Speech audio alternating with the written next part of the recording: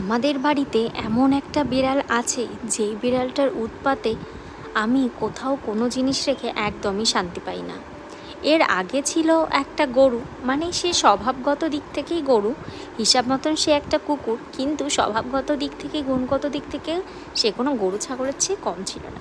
কিন্তু এখন এসছে একটা বিড়াল, কাকড়া বিছে যা বলো না কেন, তার জন্য আমি কোথাও কোনো জিনিস রেখে একদমই শান্তিতে থাকতে পারি না। যথারীতি ফ্রিজে ডিমগুলো রেখে দিয়েছি, এখান থেকে ডিমগুলো বার করে নিয়ে খাটে গিয়ে কড়াইতে সুন্দরভাবে রান্না করছে উনি। তাহলে বুঝতে পারছো, যথারীতি হাত থেকে ডিমগুলো নিয়ে একটা বক্সের মধ্যে ভরে ডিমগুলোকে আমাকে রেখে দিতে হয়েছে একদম ডিপ ফ্রিজে।